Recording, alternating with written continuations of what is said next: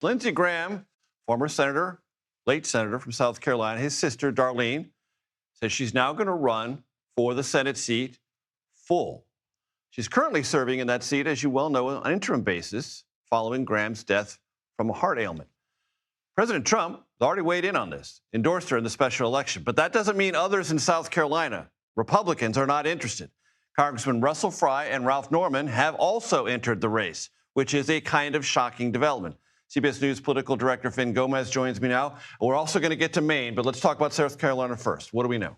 There's some new news that just developed a short time ago, and that is that Congresswoman Nancy Mace, someone who was considering a race, she actually told you in an interview that she was considering a race, did say in a video announcement that she's not going to be running in this race, leaving the field right now.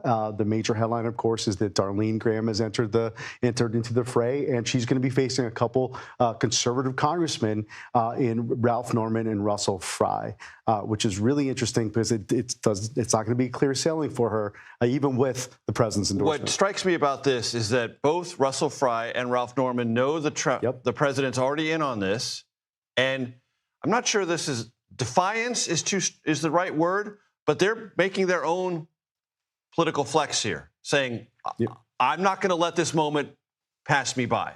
I'm going to give it a try. Absolutely. And we do know that, for example, Ralph Norman reached out to the president early on, literally the day after the news of Lindsey Graham's passing, to ask for his endorsement, the president's endorsement. The president sort of punted and said he wasn't going to enter into the fray at that point.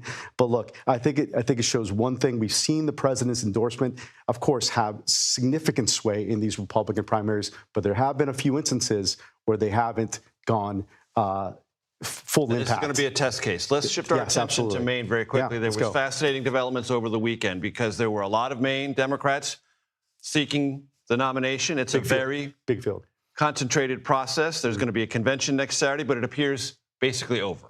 We essentially have a presumptive nominee in this Democratic Senate race, and that's going to be Troy Jackson, who's the former Senate president. Also calls himself a pickup progressive, always wears a baseball hat, is a former Maine logger, had a lot of former Graham Planner supporters working for him, and he's basically secured enough of these delegates. It's not official until next Saturday, as you pointed out, but it looks, his top contenders dropped out. Because a lot of people have dropped out. All the top contenders essentially have dropped out. Some of the other sort of smaller campaigns remain on the ballot. But look, it's Troy Jackson's to lose. He already put out a statement saying, my focus is now who? Susan Collins, the incumbent Republican senator who's running for a sixth term. And now the game is on. The fight is on. And what we should interpret this as is he's not waiting until Saturday. Saturday's going to happen. It doesn't become official then, but he's essentially starting the statewide campaign against Susan Collins as rapidly as he can. And it appears, and this is the other important consideration, that Democrats seeking this nomination are coalescing behind him. Not only are they dropping out, but they're endorsing. Yeah, and that's a big question. Can he unify the Democratic Party right now, right? Amid the chaos following Plattner's resignation from the race, can he unify the party? And right now, it seems like he can. At this point, he can't just win progressives to win in this race. Susan Collins is a formidable foe who's raised a ton of money and has faced other tough competitors.